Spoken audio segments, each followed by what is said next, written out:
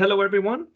We are back with another meta video about the English competitive scene, and I am joined by Russell of the Welsh team, and we're going to talk about the English nationals. Hello, Russell. Hello, Bob. How are you? I'm good.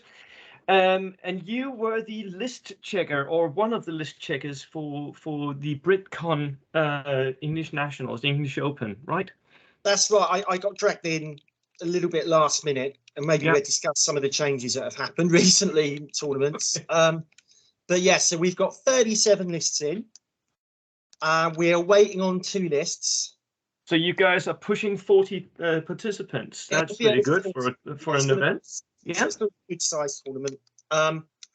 Yeah, but we're waiting for 2 more. We knew one of them was going to be late because a gentleman told us that he was away overseas, so that's absolutely fine. Yeah, and I got an idea, and then there's one that's late, but unfortunately the player pack didn't state any punishments if your list coming late. So I don't think they can do anything. You should have a punishment. At least they should be shamed somehow. I'll do that. I won't name them. Clap at them when they come in or something. Yeah, I won't name them now, but but I will complain to them at the tournament. Oh, that is amazing. But besides that, there's a lot going on in the UK with the bolt action scene right now. You have been very busy, I know, setting up a team tournament, an international team tournament. Yeah, we announced it about a month ago, very quietly, and we're going to slowly add information as we go along, because the event is World Open War, so WOW, and it is a silly name, but easy to remember. Yeah. It's going to be 16 teams, 3 players in each team. Yeah. And it's going to be in October next year. It's going to be at my clubhouse. So we know the location will be high standard for tables and access and whatnot. And as I recall, it's also pretty easy for foreigners to actually access, like land somewhere near London and then go to Sussex, right? That's right. There is a train line that runs from London. There's about 4 airports, London airports, that are within hour, 15 minutes. Yeah. And we're even trying to arrange a couple of pickups for teams, so we can actually even collect a few of them at airports if we can time it right. So that's happening in October 2023. At the moment, we do have 16 teams now, but 3 of them are reserve teams. So there's still spots for 3 teams. Yeah. And we have about 5 teams that have said they can't 100% commit, but they're working on it. Yeah. So the teams we have, should you go through the list of the teams we've got? Yeah, let's just talk about it a bit, because I know we have, the Danes have said we're coming. Yes, you're down. But other than us, who is attending? Right, we've got an England team. Nice. We have a Welsh team. Yeah. And we have a Scotland team, so that's the home nations. Yeah. We then have your good selves. We have Spain. We have Poland, and we have Germany. Most of those teams are from the WTC or will have similar players. We then have South Africa, have now committed, which is fantastic news. Woo! Yeah. We also have an Australian captain who is doing everything he can to arrange a team. That is amazing. He really is committing. So he seems like a good guy. They're very keen to get here. We have a Dutch team. We have a French team that we're discussing, bring them over. And we have 2 potential American teams that we're in discussion with. So we might have 2 US teams. Given the size of the US, I think it would be fair for them to bring 2. It would. That would be okay. Yeah. I mean, then the British are dividing up into home nations, and most of you guys are living like you. I know you don't live in Wales anyway, so I mean, completely fair. The large play groups should be able to bring more than 1 team, I think. And we've already got Scotland, England, Wales, and an offer from Spain on reserve teams and B teams. So what I've said is that's fantastic. We're going to keep you as a reserve, because ideally we want 16 different nations. Yeah. And we will bring in a reserve team only if we really have to. So we're going to try and make it so there's 16 different countries. And then the structure of the format, we're going to put everyone in groups. So there's going to be 4 groups of 4. Yeah. And they will play on day one. They'll all play each other once in their group. And the top 4 teams that win their groups will go into day 2, and they will go into the champions group. All the second place teams go into the second team group, and they'll all be playing for a trophy. But obviously, it'll be the top teams that will be playing on the final day. That guarantees we won't get any rematches. So you will not play the same. You won't go all the way to England and end up playing Wales twice or whatever. We're going to try and keep the home nations separate from each other as well in the first round. So that people who know each other and play each other often don't get to play each other again and again. Absolutely. But if it happens on day 2, then it happens on day 2. At that point, integrity of the competition means... the bit that will be controversial is we are going to try and seed all the teams to try and make sure the groups are reasonably fair. I imagine Denmark will be a top seed, so I'm sure you guys will be okay. And you won't have to. I imagine you won't be playing Spain on day 1 in your group. Oh, well, I really wanted to do that. I wanted to kick them off the throne. Well, you can play them on the Sunday when you get into your top group. Yeah. But it does also mean every single game will count. Every single game will matter. There won't be any games where it doesn't matter anymore. And winning the group, it matters. And the rounds matter. So if you if you play your 3 games against, say, Germany, and you get 2 wins and, say, a loss, you'll get a bonus point for actually winning that round against Germany. So actually, it is a proper team event. Which is one of the things that I really wanted from a team tournament was that you sort of had a bonus for... Sorry, can I pause for a moment? Sorry. While Russell is gone, I'll just say this is one of the things that I really wanted for a team tournament, that the team itself, all of like every round, you could get a bonus if you won the round, so that matters how you do as a team and not just the individual players, their individual scores collected. And that does make a difference to how you play and how you play as a team. So that is really, really nice. Sorry about that. No worries. Right. So that was one thing. Another thing that we also, I think, need to discuss before we get into the actual Britcon is there's been a lot of changes to the competitive organizational side of things in the UK. Paul Walker has left Warlord Games, and a lot of tournaments have been affected by this change. So what's your take on all that? Yeah, I'm not certain what's happened at Warlord, but Paul is no longer their tournament organizer in the UK. Yeah. From what I can see, the US is completely unaffected. I don't think it's because Warlord have decided not to support events, because they've immediately appointed a replacement for Paul. Yeah. But I know what's happened with who is Marcus, who's been working there for years. And, we've seen him at events before. Yeah. What I think has happened, though, is the August event is still going ahead, which is the English Nationals, and that's because it's being run by a tournament organizer called Gazbets. Yeah. It's called Britcon.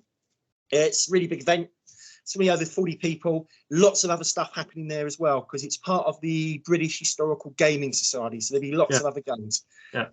He has all his terrain. He's run tournaments before. So I think the announcement really had very little impact on that event, because it was self-supporting. But I think what's unfortunate, what's happened is the Scottish Nationals have been pulled at the last minute. They're due to be played in a few weeks. Yeah. And also the London GT got pulled.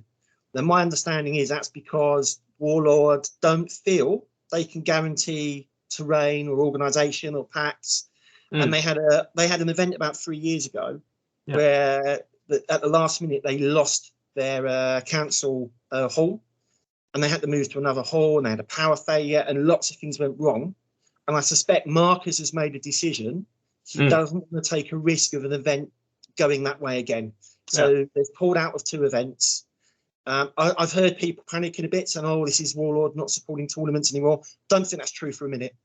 I think they're just playing careful because they don't want to run an event that goes badly, and therefore they're kind of like saying, "We're really sorry. We can't support this. We can't get the terrain in place." But next year will be back to normal, I imagine. Okay. And anyone who's upset, just a quick plug, Bo. The London GT was on the 1st and 2nd of October. The day it was cancelled, I got an email saying it's all been cancelled. We're going to run one at Southend. So we've already got 12 players who can just bring the list. If anyone is interested, Southend, I say it's about an hour, 10 minutes drive from where the event was going to be. If anyone wants to come along, they can contact me, and we're going to charge £5 a day and just run a bit of an event. And I've contacted Warlord already, and they've said they give us some support for it. So there you go. Brilliant. So there was a little bit of a worry, but I just think it's just unfortunate timing, really. Yeah. So that's what it is. Okay. So that seems positive.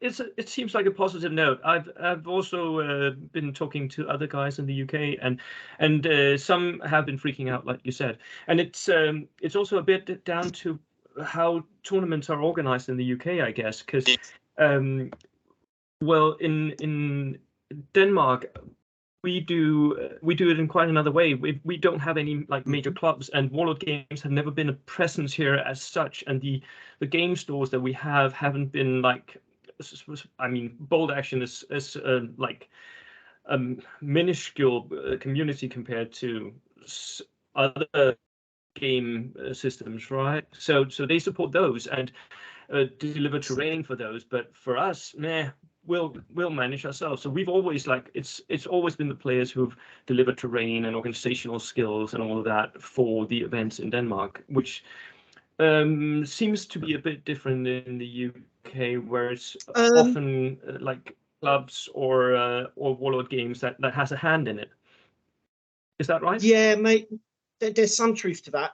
Although again, there's so many players who support by bringing tables and stuff. So you are right. Events do tend to be run by clubs rather than individuals, or they take place at big game stores. And again, they tend to be, if they're taking place at a big game store, almost certainly there's a club involved. So I went to an event in Aldershot a little while ago, which I think you looked at some of the lists. That was run at a fantastic little independent store, and it was run by the local gaming society. So yeah, it tends to be like clubs that run them. I just think it's unfortunate with the two that got cancelled. The London GT is not club run. That's run by the guys that run the 40k tournament. They've been doing that for a couple of years now. So it's connected. And then the other issue is in Scotland. It is affiliated to a not only their clubs, but also they've got a game store. So actually, to be clear as well, they have changed that event to an open event. So they will still run an event, but the only real change is it's not an official national. It's now an open event. So if you had a ticket, go up there. The guys up there who run it are great. So still go to that as well. Right. So that was a few plugs, a few advertisements for what's going to happen in the future and what's happening right now. Let's talk about Britcon. You've been crunching the numbers, not only looking at the lists, but also crunching the numbers for this. Should we start talking about the order dice meta for what we're seeing for this? Yeah, absolutely. So it's gone up a bit. First thing I'd say. We got 37 lists in. Yeah, I'm going to put all 37 that we have. So we're only missing a couple at the moment.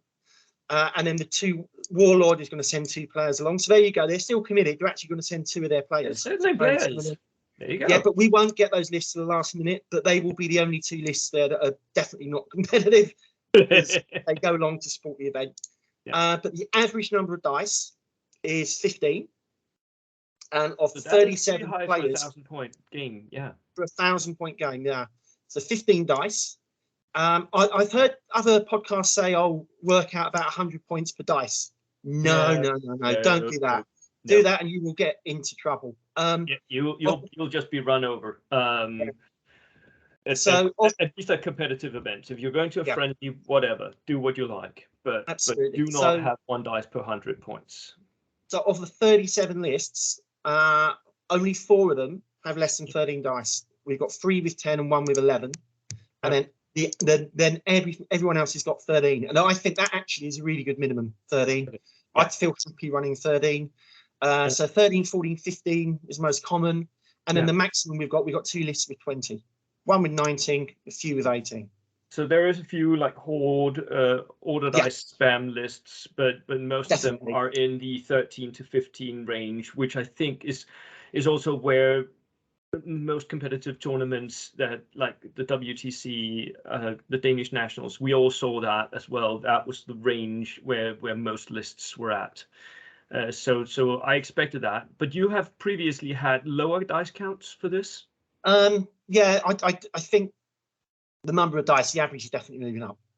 Okay. As I say, it's interesting that only 4 people are below 13. So I that's kind of a number I'd look at. 13 is a good place to start. I wouldn't want, I really probably wouldn't want less than that.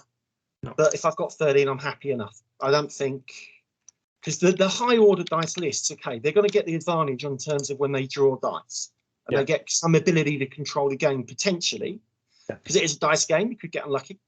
But I think what they give up is they often have soft units that are easy to kill as part of the list. Don't do a lot. So I'd be perfectly happy with 13 dice against a 20 dice list. That wouldn't worry me too much. No. But if you're down to 8, 10, 11, that range of order dice, then you're in real trouble. Problem, because you've got a 2-to-1 draw advantage. You just won't get to play. No. So if your opponent's good with their list, they will just be putting pins onto your units before you do anything with them. Yeah, exactly. So it's basic math, right? Each of the enemy's units will have 2 units per one of yours, and that means that you get 2 pins. So you're double pinned every single turn. Exactly. So even if you've got vets, and a 10 dice list, it's going to be a list with lots of vets in it, typically. Yeah. The problem is, if they can get a second pin on you, you may pass your order test. You've still got 1 pin on you. Yeah. So you're not going to hit anything, and you're going to struggle. Exactly. Yeah.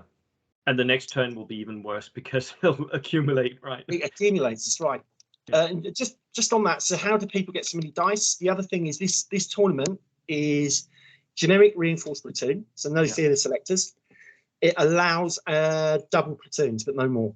And 19 of the 37 lists are double platoon. My first prediction then will be that those 19 will do well, and I'm predicting that simply based on what I saw at the Danish Nationals, which was also a 40-man event where we had allowed multi-platoons, and we did see that the single platoons were not in the top half. The double platoons, almost all of them were.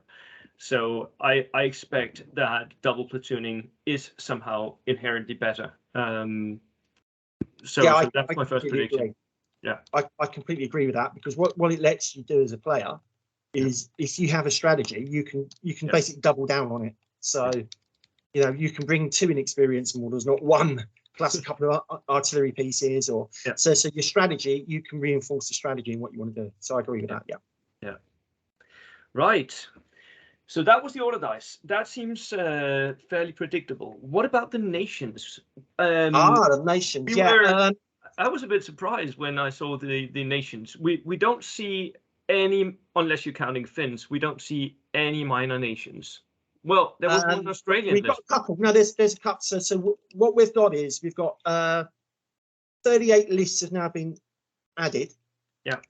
And because I know I have a list that's not in yet, but I know the players bringing British. So just to be clear on confusion, I've been talking about 37 lists. Yeah. I've got 37 lists, but I know the 38th list that's coming in will be a British list. So I've already made note of that. And what we've got out of 38, we have 6 German lists. We have 10 Soviet lists. We have 9 British lists. And then 3 US lists. And then we've got 2 Japanese, 2 Finn, 2 French, and then an Italian, a partisan list, which is interesting, an Australian list, and a Polish list. Okay. So, and the Polish one I haven't received yet either, but I know is coming. So that's probably going to be Lances, right? We all know what the Polish list will be. Yeah.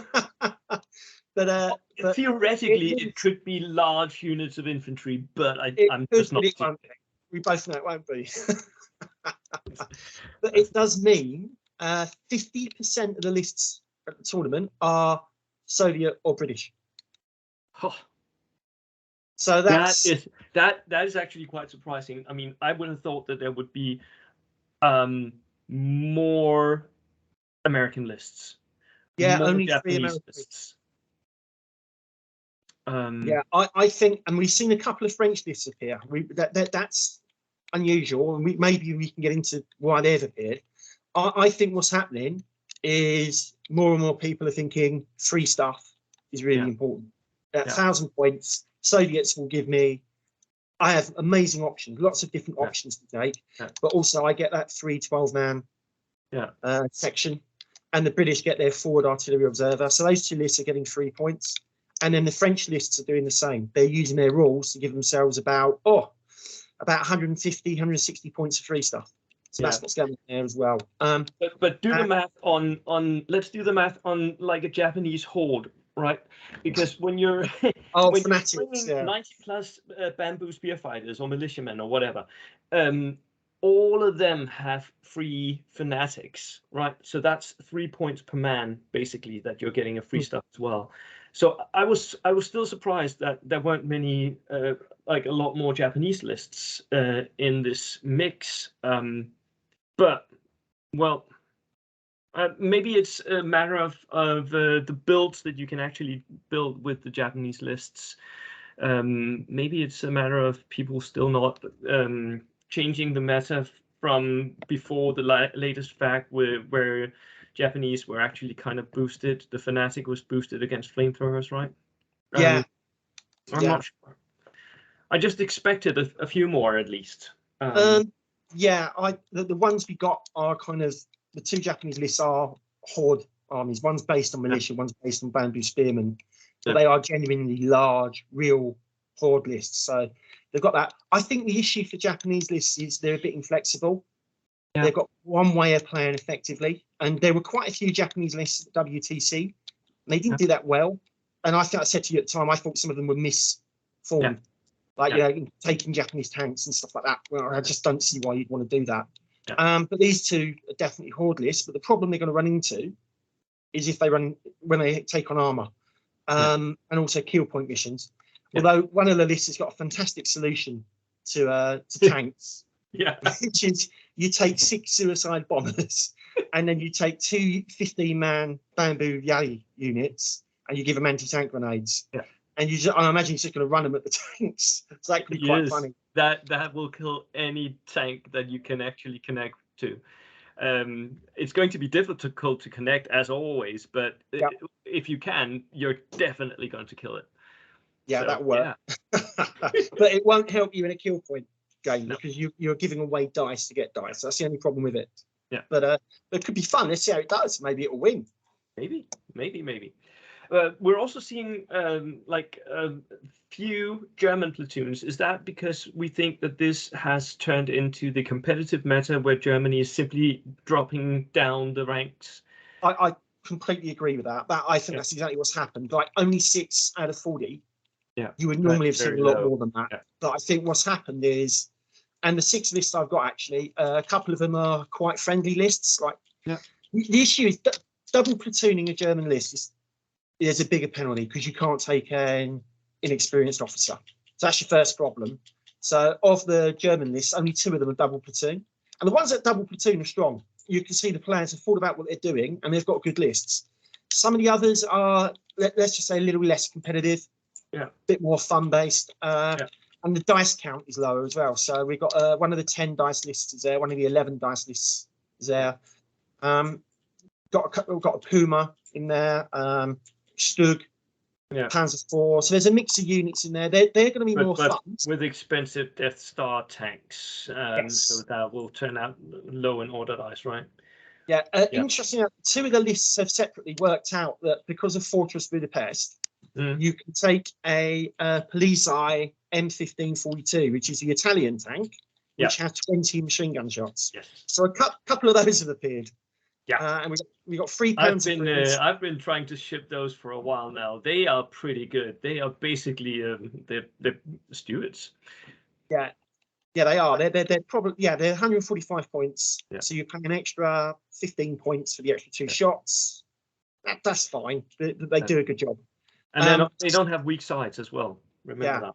I'm going to be interested to see what model the people use because I'm guessing they're just going to use the standard M14.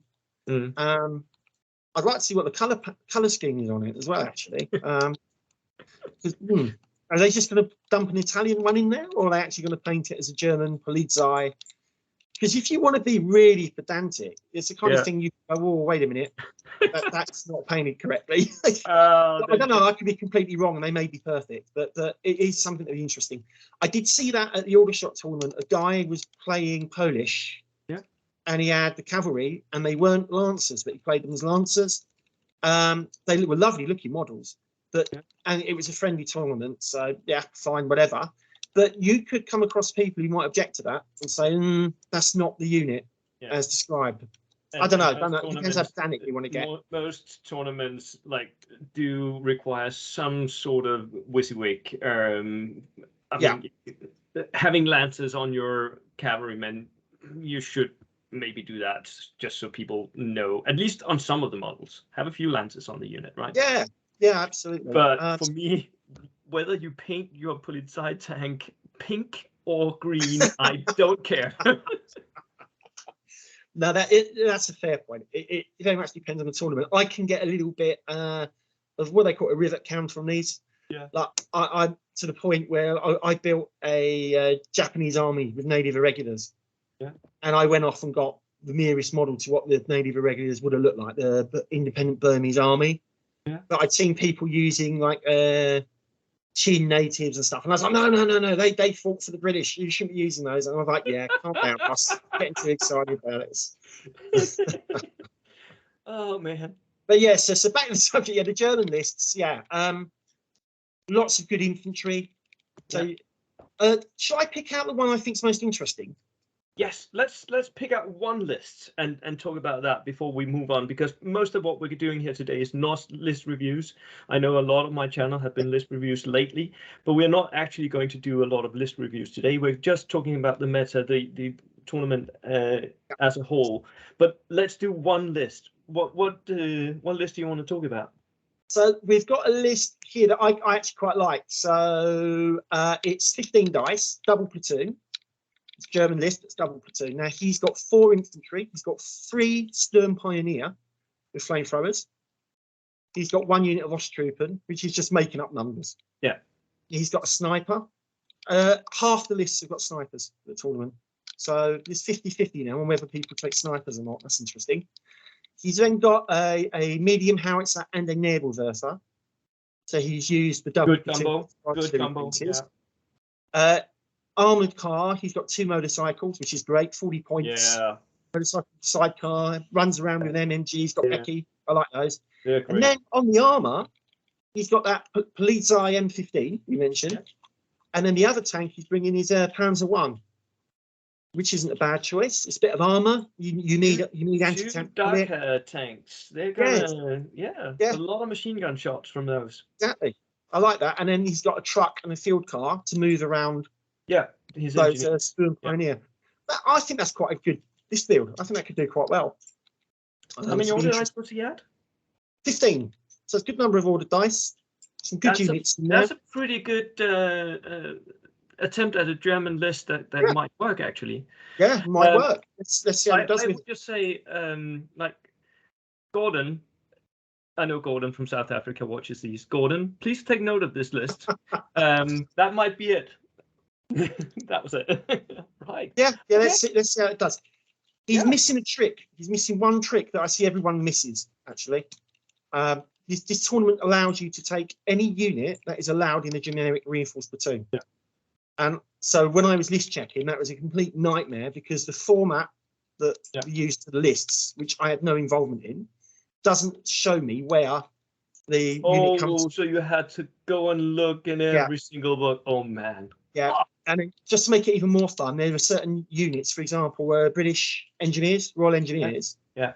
There are about 5 different campaign books with them listed in there, and 1 or 2 of them are different and have different restrictions.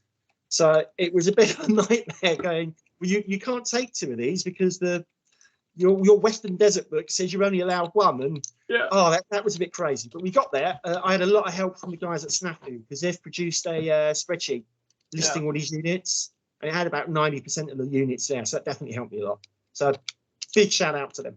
But yeah, that was fun. But it does mean, with Germans, if you look at the Battle of the Bulge book, there's an intelligence officer. Yeah. Now, for the British and the Americans, you actually take a model to represent it. For the Germans, you can pay 10 or 15 points and you can upgrade your officer to make him an intelligence officer. And you're allowed to do that. It's generic. And if you do that, then what you can do is, at that point, it gives you that dice advantage. So your German has a 50% chance, if he upgrades, of pulling the first dice when he wants it. Yeah. So that's good. That's really good. That's really good. And an interesting use of the tournament restrictions. Can you hear me now, mate? So my audio went. Sorry. Okay. Can you hear me? Yeah, I can hear you, mate. Right. No, it's just so it's an interesting use of the tournament restrictions where you can go and grab some of those units that normally you don't see if it's just armies of or what have you. There's a lot of good stuff that you can slide into your army lists, and you can get really interesting special rules out of it. So yeah, that's going to be good. Yeah, so we've got Royal Canadian Engineers appearing in someone's British list, because you can take more than one of those. But anyway, we can get into that. So yeah, it does open it up to some interesting ideas. Yeah, it does. Right, let's go and look at the unit meta. Are there any auto-includes for this tournament, Russell? Yes. Should we start with infantry or tanks, or where would you like to start? Infantry. What do we see in the infantry sections? Right. If you are playing British, you are probably going to be taking Gurkhas. So of our 9 British lists, 5 of them are Gurkha heavy. The ones that do not have Gurkhas have other things like commandos. But Gurkhas are very popular. We all know why, because for their point cost, they're fantastic. Yeah. If you are playing Soviets, along with your free rifle squad, nearly all the lists have at least one assault engineer squad. They're very popular. They are also extremely good. Yeah, they're expensive, and some of them have got body armor, some of them haven't. So different players are using them differently, which I can kind of get. We're seeing scouts appear as well. Now, scouts are available again. They're one of those units that's available from a campaign book. And because they forward deploy, you can get 3 or 4 of them. People are starting to use those. That's good to see. Interesting. And that really puts pressure on the mid-table quite early on. It's good for board control. It's good for like putting pressure into your enemy's deployment zone. I really like those scouts. Hate playing against them. Hate it. So, they're good. They're good. If you can get access to them, use them. So they're the 2 infantry units that stood out really. Other than that, it's very mixed, which is good. But then the thing that really stands out is on the tanks, we have now something like 21 Stuarts from 38 lists going. So we have a lot of Stuarts. Like the British, if you look at the British, there are 6, so 1, 2, 3, 4, 5 of the 9 lists of Stuarts, and 4 of them have double Stuarts. And then if I look at the Russians, so the Russian lists have also got 1, 2, 3, 4, 5, 6 Stuarts. The American lists, there's only 3 American lists, so they've managed to squeeze in 4 Stuarts. So any list that's got access to Stuarts, there's another one. The Australians have got a Stuart as well. So pretty much, if you can get a Stuart, you're getting it. Yeah. And that just goes back to the fact it's an 18-shot unit. So 130 points. And it is. I think you had a discussion a little while ago about whether it's an auto include. Yeah, I did. I'm afraid to say I think it is. I think in the meta is turning into more and more of an auto include. This just proves it. People are taking it. Although I do note, if we're looking at the lists, not everyone that can take double Stuarts does so. Some of them are choosing other tools for their toolbox, which is where my one complaint about the auto include word comes in, because sometimes you want something else. I noticed that some of the Soviet lists are choosing a Katusha instead of a Stuart in their tank slots. So that which I like. Sorry, or a couple of the lists when they don't have a Stuart, it's because they're going for something to kill Stuarts, I think. Yeah. So we've got a Russian list with a KV2, the Russian list with a T-34 with a heavy gun, and I think they're coming in to kill Stuarts. So I run a list. My British that I run at the WTC, they had an M3 Lee, Yeah. And the reason was I wanted to kill Stuarts with it. So some of the options are, but if you want to kill Stuarts, maybe picking a Stuart's not a bad choice either. but we are seeing lists now trying to counter it, which is great. Yeah. You see people doing things. That is great, and we'll wait to see how that turns the meta inside out, whether or not that will make Stuarts less popular once people start bringing a lot of anti-Stuart stuff, right? Yeah, absolutely. So that is something still to be seen. What about other stuff? Now, we've talked about the tanks and we've talked about the infantry. What about stuff such as teams? And are we seeing any particular stuff coming out of that? Well, as per usual, there's almost no medium machine guns. Yeah. So there's 3, and actually the Japanese players bring in the overmanned machine gun teams, but that's so you can make extra infantry sections. It is. So that's quite clever. That's fine. We got 50. So again, I've got 37 lists that I'm looking at. 15 of them have flamethrower teams, but in total, when you add in engineers and vehicles, there's about 41 flamethrowers across the list. That's quite a lot of flamethrowers as well. Although maybe not horrific. Yeah, could have been more. It could have been more. Could have been a lot more. So actually, that seems to be becoming slightly less popular than it used to be. Mortars, always there's 30 mortars. They're always popular. They're good. Which mortars are you seeing? Is it the medium mortar always? It's medium in experience, or there's a couple of heavies, but it's, and 80% of them are inexperienced. Yeah. So we're seeing that. More artillery than we used to see. There's 31 artillery pieces. So the British are all bringing their 25-pounders where they can. We're seeing a few Zistries or Zeistries for the Russians. Medium howitzers are appearing in other lists. So yeah, a couple of Nebelwerfers. So we're seeing artillery being picked up more than used to be the case, I think. Yeah. And then, as I say, they're a real bit on teams. We've got some anti-tank units out there. So we've got a few bazookas. No real Panzerschrecks, interestingly enough. I think they're just too expensive, maybe. Yeah. But they're not really appearing. Dog mines are popular with Russians. So for those of you that are worried about animal welfare, that might be a concern. There's 2, 4, 7, 10. There's 12 dog mines. How many of them are inexperienced? How many are veteran? Oh, good question. They are all, all but 2 are inexperienced. And the 2 that are not inexperienced are regular, which surprises me. So the idea of the vet is it's harder to kill or one shot. But yeah, so all inexperienced other than 2. So there's a player with 2 dog mines, both regular. So he must have something in mind. Yeah. So yeah, but yes, we're seeing those. Still seeing a few anti-tank rifles around, mainly with the Russians. No one else seems to like them, but the Russians like their anti-tank rifles. That's really it on units. There's 1 or 2 medics. I think there's 2 medics. Yeah. Again, very unusual unit. There's a war dog. Someone's bringing war dogs, which I can kind of get. It's 18 points. Yeah, it's a useful unit. It's hard to one-shot off the board because it's a vet. Yeah. And let's say we mentioned medics. Sorry, not medics. Snipers. About half the list has got snipers. Yeah. There is one list.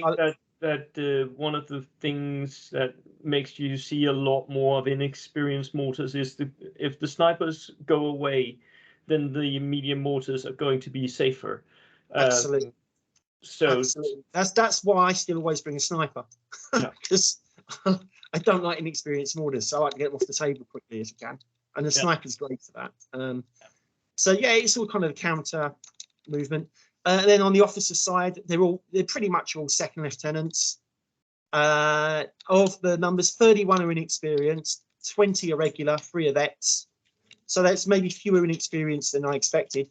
But a lot of the armies can't take inexperience. So if you're Japanese, Australian, Finn, German, you have to take at least a regular anyway. And that's where you're seeing them. Armies that can take an inexperienced officer, generally speaking, are taking them. So that's where we are, I guess, on units and teams. Interesting. What about the overall level? I know you and me, we've talked about a few times now how to start to maybe rank lists and rank players. What are you seeing the competitive level of this event? How is this playing out for you? Well, on player or on list? On list, should we do Let's list first? do lists, because players is always very subjective, and I don't like people complaining that you didn't rate me well enough, whatever. Yeah. So on lists, it is a good field actually. Just on players, there's some very strong players. I mean, so I can tell because I know a lot of the names for this. So yeah.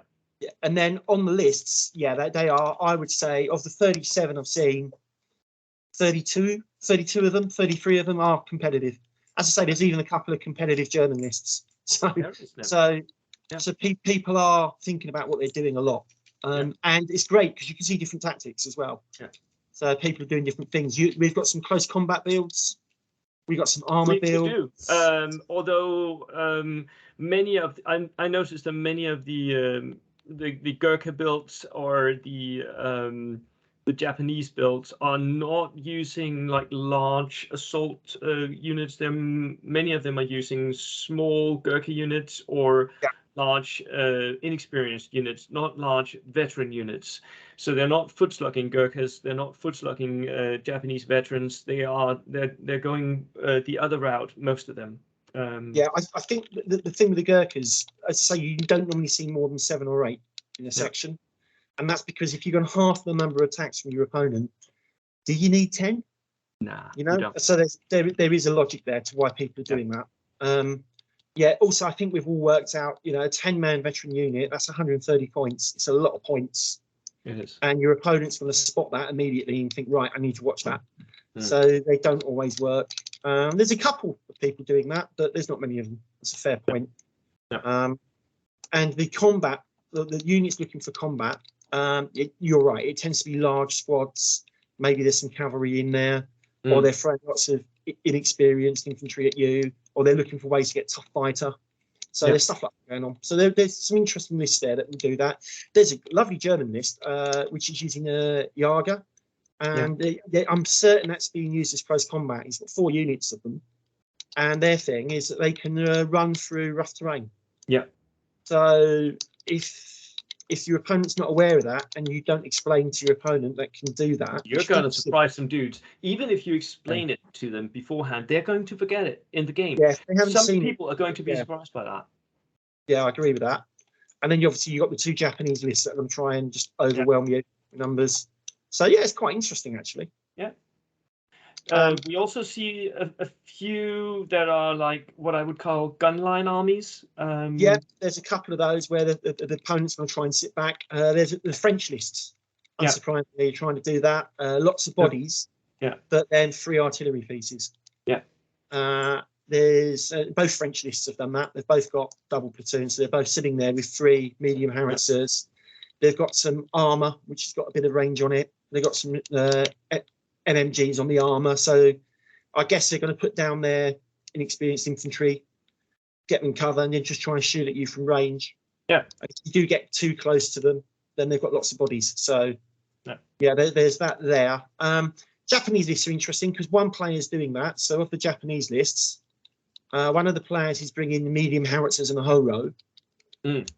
So he's also got a medium mortar. So he's got about 3 units that can fire at range.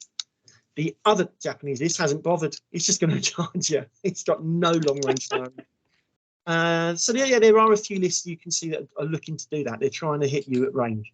I think the terrain at the tournament though will be quite good because it's provided, say, by Gary Betts, and I know he's got something like 6 3D printers, and he's always making terrain. So there'll be a lot of terrain. Pumping it out. So it's not going to be a tournament where you get empty boards, I wouldn't have thought. So gunline be interesting. I favour infantry lists over gunline lists. Yeah, I think so. I think that's right. I was looking through the builds, and we too have been talking about like sort of codifying what builds there are in bold action, and I've been trying to use that on this, and there were like a few builds that I feel like it was interesting that there were so few of them. And the 2 builds that I was looking for and not finding that many of was the barbecue build, where you have 3 4+ flamethrowers in the list. Yeah, there's only a couple of those. That's a good point. Yeah, there's like 5 lists that have multiple flamethrowers, but not many of them have 5+ flamethrowers. No, that's right. We've got one that has got a Wasp, which is an unusual armored vehicle, but that's a flamethrower vehicle. And he's got a couple of the Royal Canadian Engineers, I should say, sections. So that's moving that way. There's a Russian one with 4 flamethrowers in it. But you're right. There's the Germans. Some of the German lists have taken flamethrowers. Yes. And we mentioned one with the Assault Pioneers. But you're right. It's something that's not happening anymore. It used to happen a lot. Yeah. So people have fallen out of love with flamethrowers.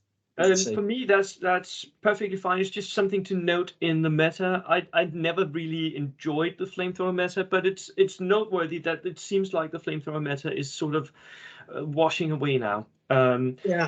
Also, sorry, you go. Yeah, I agree a bit. It is. Yeah.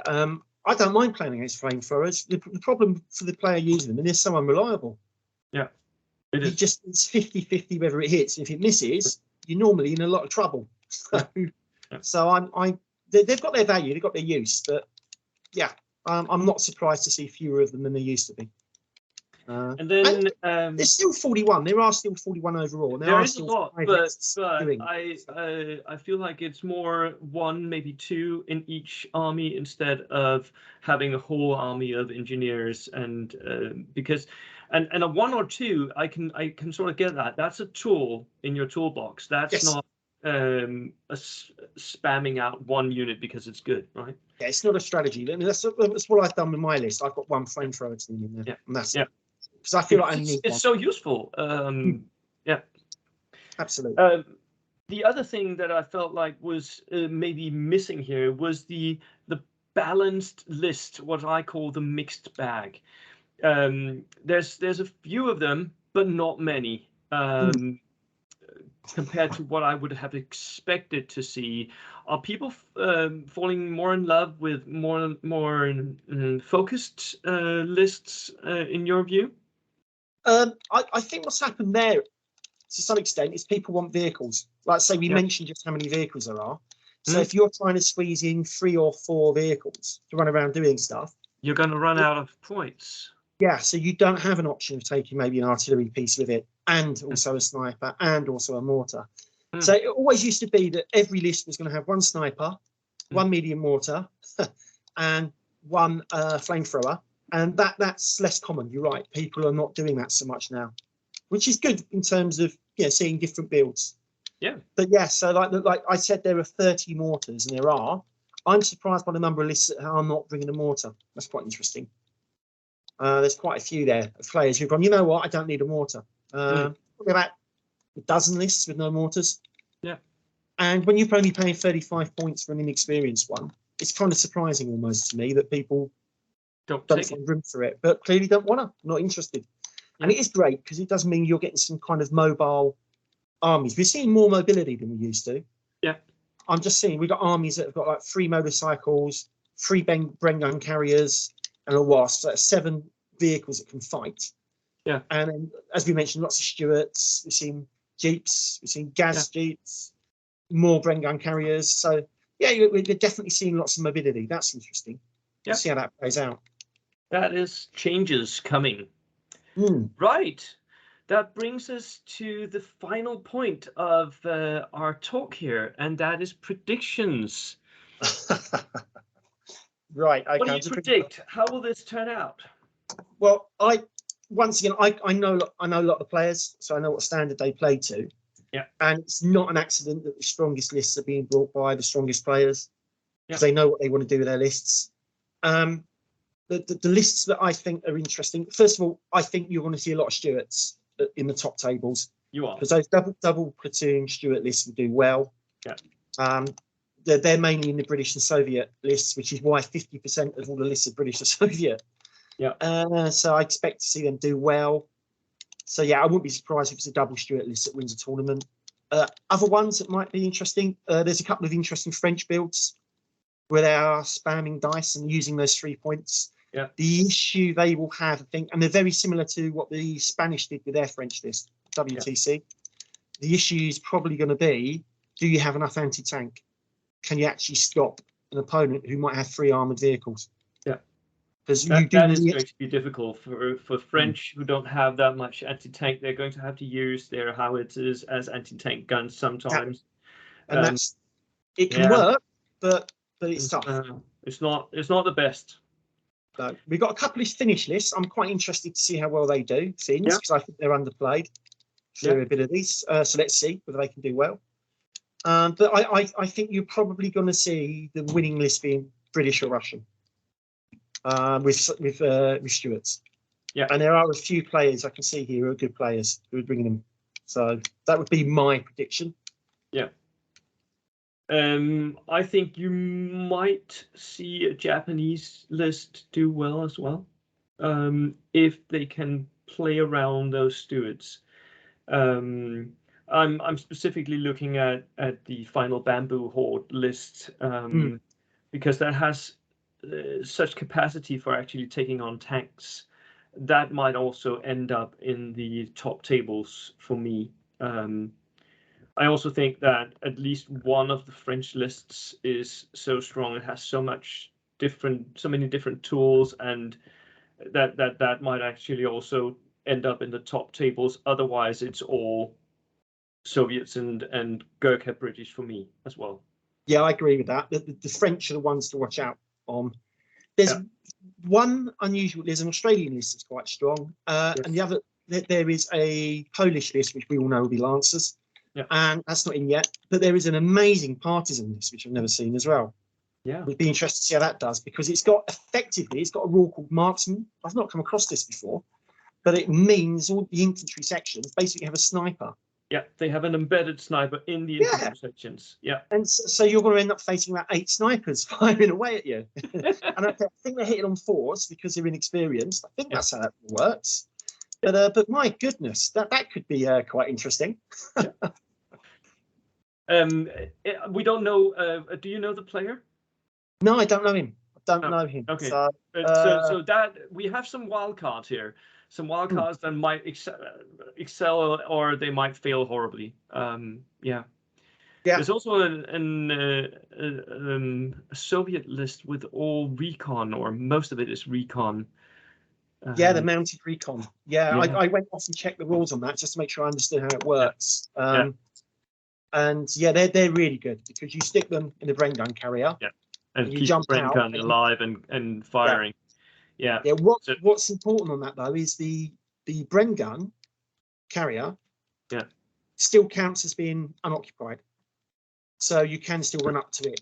Yeah, and you can run up to it, but it will keep shooting at you with double LMGs. So so it's a clever idea, and you only have to leave one man behind to do it, I believe. So so that's quite interesting. I think the Americans have got a rule that lets them do that as well in one of the campaign books, but you need to use M3s. Okay. The scout cards. So they're not as good as So So right. Final thing, Russell. How do you think you yourself is going to do? You're bringing a British list, Gurkha list. I'm bringing a cheesy list. So I've got 14 dice, double platoon. The only weird thing maybe I'm doing, I've got 2 inexperienced lieutenants. Yeah. But one of those squads is it's actually a 4-man squad. So I worked out if I add the intelligence officer, I can make it a 4-man squad. So that's 4 inexperienced boys with SMGs. That's an extra infantry unit. Yeah, and it also 14 dice, but it does mean that one turn I can increase my chances of getting the first dice to about 66%, 67%. Yeah. So when I really need that dice, I got a chance of doing that. I got 4 infantry sections, 3 of them are Gurkha. One of them's regular infantry. That's just because of points. Yeah. I got 3 FAO. I got a sniper. I got a flamethrower and a jeep. I've got inexperienced medium mortar, sort of boring stuff everyone wants. I got 2 Stuarts.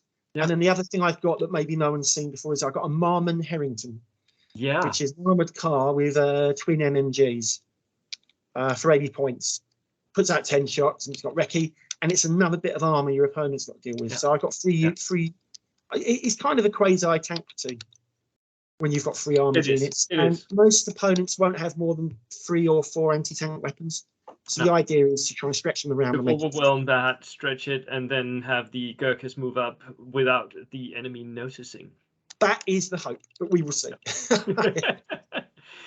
So I am predicting that you will have. How many games was it that you were playing at Britcon? I think it's 6 games. 6 games. I am predicting you'll have at least 4 wins with that list. Yeah, I'd like to get 4 wins. I'll be very pleased with 4 wins. Yeah. Hoping to play. It is the kind of list where I know we've had these debates before about whether you should really focus on one thing or have balance. I like balanced lists, as you know. Yeah. I like the reason I say that is over 6 games. Yeah. I think the changes. You're going to need different stuff over 6 games. 6 games, you need some balance. Otherwise, you're going to run into an opponent who's got a list you can't deal with. Yeah, exactly. And that's the risk that maybe the French lists are running. Yeah. They run into someone who's got 3-4 armoured units, and they suddenly go, well, wait a minute, I can't really kill any of these. Yeah. So it's like, right, okay, you can still definitely win the game, and there are good players running those French lists, but it becomes a lot harder for you. So we'll see. Yeah. Good. But, yeah, thank you so much. 4 wins. Yeah, let's try and get at least 4. Yeah. that would be good. Right. I hope you do well and enjoy the game. And let's get back to each other once the tournament is over. I'll let you know. About post-game analysis. I'll let you know how it went. All the best. Right. Thank you so much for participating. Pleasure. And goodbye, everyone. Cheers. Bye.